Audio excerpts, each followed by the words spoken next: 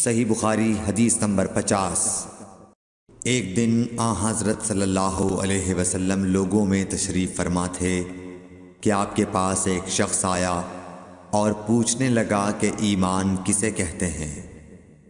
آپ صلی اللہ علیہ وسلم نے فرمایا کہ ایمان یہ ہے کہ تم اللہ پاک کے وجود اور اس کی وحدانیت پر ایمان لاؤ، اور اس کے فرشتوں کے وجود پر، اور اس اللہ کی ملاقات کے برحق ہونے پر، اور اس کے رسولوں کے برحق ہونے پر، اور مرنے کے بعد دوبارہ اٹھنے پر ایمان لاؤ۔ پھر اس نے پوچھا کہ اسلام کیا ہے؟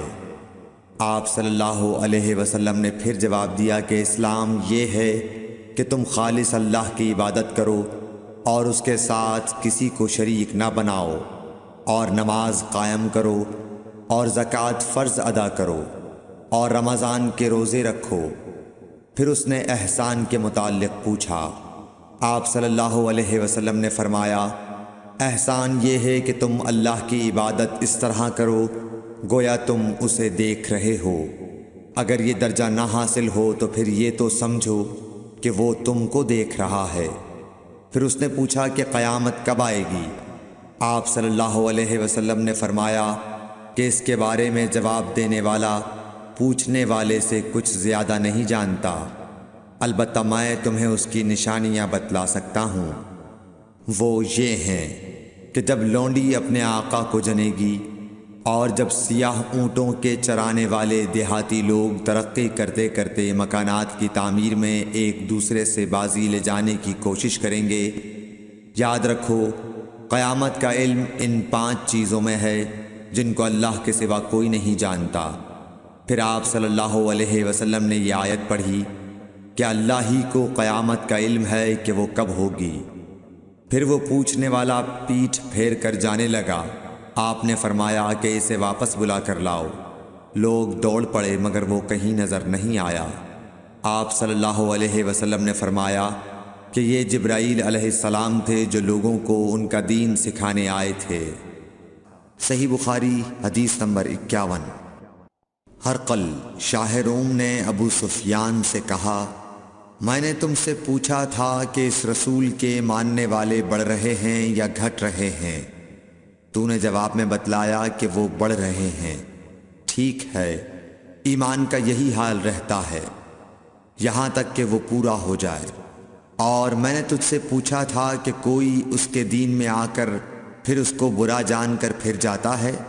تو نے کہا نہیں۔ اور ایمان کا یہی حال ہے، جب اس کی خوشی دل میں سما جاتی ہے تو پھر اس کو کوئی برا نہیں سمجھ سکتا۔ صحیح بخاری حدیث نمبر 52۔ حضور اکرم صلی اللہ علیہ وسلم فرماتے تھے، حلال کھلا ہوا ہے اور حرام بھی کھلا ہوا ہے، اور ان دونوں کے درمیان بعض چیزیں شبے کی ہیں جن کو بہت لوگ نہیں جانتے کہ حلال ہیں یا حرام۔ پھر جو کوئی شبے کی چیزوں سے بھی بچ گیا اس نے اپنے دین اور عزت کو بچا لیا، اور جو کوئی ان شبے کی چیزوں میں پڑ گیا اس کی مثال اس چرواہے کی ہے جو شاہی محفوظ چراگاہ کے آس پاس اپنے جانوروں کو چرائے۔ وہ قریب ہے کہ کبھی اس چراگاہ کے اندر گھس جائے اور شاہی مجرم قرار پائے۔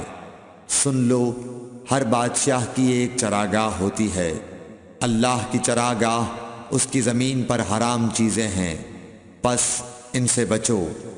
اور سن لو، بدن میں ایک گوشت کا ٹکڑا ہے، جب وہ درست ہوگا سارا بدن درست ہوگا، اور جہاں بگڑا سارا بدن بگڑ گیا۔ سن لو، وہ ٹکڑا آدمی کا دل ہے۔ صحیح بخاری حدیث نمبر 53۔ عبد القیس کا وفد جب حضرت صلی اللہ علیہ وسلم کے پاس آیا تو آپ نے پوچھا کہ یہ کون سی قوم کے لوگ ہیں یا یہ وفد کہاں کا ہے؟ انہوں نے کہا کہ ربیعہ خاندان کے لوگ ہیں۔ آپ صلی اللہ علیہ وسلم نے فرمایا، مرحبا اس قوم کو یا اس وفد کو، نہ ذلیل ہونے والے نہ شرمندہ ہونے والے، یعنی ان کا آنا بہت خوب ہے۔ وہ کہنے لگے، اے اللہ کے رسول صلی اللہ علیہ وسلم، ہم آپ کی خدمت میں صرف ان حرمت والے مہینوں میں آ سکتے ہیں، کیونکہ ہمارے اور آپ کے درمیان مضر کے کافروں کا قبیلہ آباد ہے۔ پس آپ ہم کو ایک ایسی قطعی بات بتلا دیجئے جس کی خبر ہم اپنے پچھلے لوگوں کو بھی کر دیں جو یہاں نہیں آئے، اور اس پر عمل درآمد کر کے ہم جنت میں داخل ہو جائیں۔ اور انہوں نے آپ سے اپنے برتنوں کے بارے میں بھی پوچھا۔ آپ صلی اللہ علیہ وسلم نے ان کو 4 باتوں کا حکم اور 4 قسم کے برتنوں کو استعمال میں لانے سے منع فرمایا۔ ان کو حکم دیا کہ ایک اکیلے خدا پر ایمان لاؤ۔ پھر آپ صلی اللہ علیہ وسلم نے پوچھا کہ جانتے ہو ایک اکیلے اللہ پر ایمان لانے کا مطلب کیا ہے؟ انہوں نے کہا کہ اللہ اور اس کے رسول ہی کو معلوم ہے۔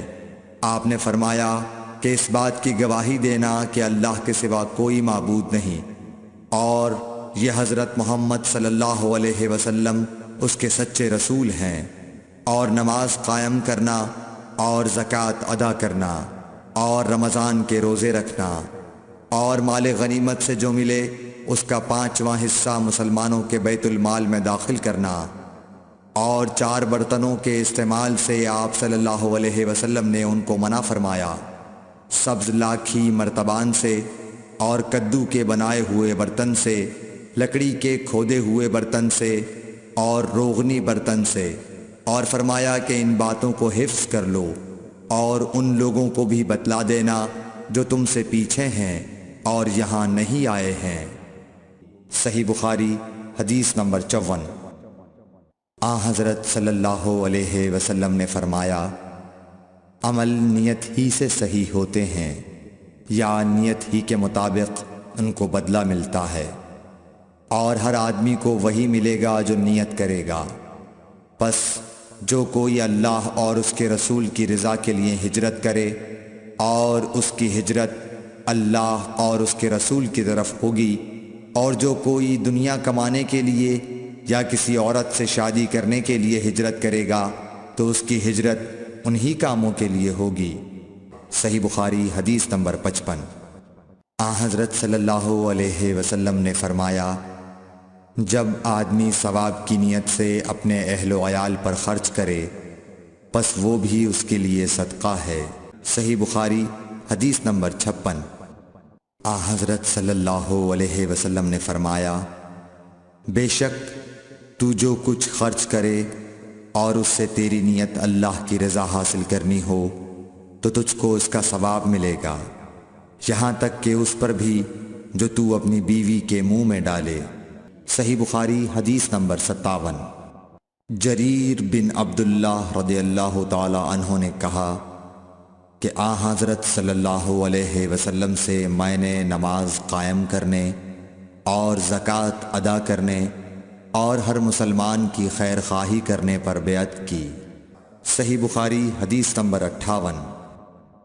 جس دن مغیرہ بن شعبہ حاکم کوفہ کا انتقال ہوا تو جریر بن عبداللہ رضی اللہ تعالی عنہ خطبے کے لیے کھڑے ہوئے اور اللہ کی تعریف اور خوبی بیان کی، اور کہا تم کو اکیلے اللہ کا ڈر رکھنا چاہیے، اس کا کوئی شریک نہیں، اور تحمل اور اطمینان سے رہنا چاہیے اس وقت تک کہ کوئی دوسرا حاکم تمہارے اوپر آئے، اور وہ ابھی آنے والا ہے۔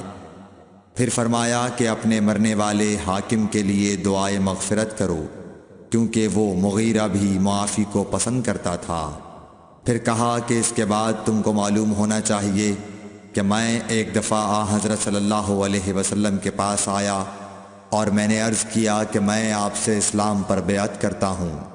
آپ نے مجھ سے ہر مسلمان کی خیر خواہی کے لیے شرط کی، پس میں نے اس شرط پر آپ سے بیعت کر لی۔ پس اس مسجد کے رب کی قسم کہ میں تمہارا خیر خواہ ہوں۔ پھر استغفار کیا اور ممبر سے اتر آئے۔ صحیح بخاری حدیث نمبر 59۔ ایک بار حضرت صلی اللہ علیہ وسلم لوگوں میں بیٹھے ہوئے ان سے باتیں کر رہے تھے، اتنے میں ایک دیہاتی آپ کے پاس آیا اور پوچھنے لگا کہ قیامت کب آئے گی۔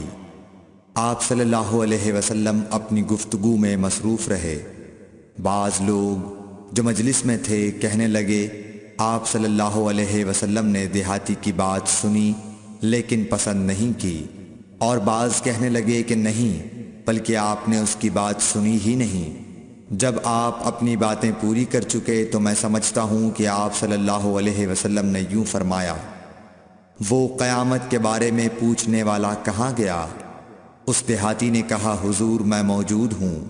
آپ نے فرمایا کہ جب امانت ایمانداری دنیا سے اٹھ جائے تو قیامت قائم ہونے کا انتظار کر۔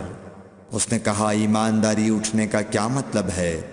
آپ صلی اللہ علیہ وسلم نے فرمایا کہ جب حکومت کے کاروبار نالائق لوگوں کو سونپ دیے جائیں تو قیامت کا انتظار کر۔ صحیح بخاری حدیث نمبر 60۔ عبداللہ بن عمرو نے کہا کہ ایک سفر میں جو ہم نے کیا تھا حضرت صلی اللہ علیہ وسلم ہم سے پیچھے رہ گئے، اور آپ صلی اللہ علیہ وسلم ہم سے اس وقت ملے جب عصر کی نماز کا وقت آن پہنچا تھا۔ ہم جلدی جلدی وضو کر رہے تھے، پس پاؤں کو خوب دھونے کے بدل ہم یوں ہی سا دھو رہے تھے۔ یہ حال دیکھ کر آپ صلی اللہ علیہ وسلم نے بلند آواز سے پکارا، دیکھو ایڑیوں کی خرابی دوزخ سے ہونے والی ہے۔ 2 یا 3 بار آپ صلی اللہ علیہ وسلم نے یوں ہی بلند آواز سے فرمایا۔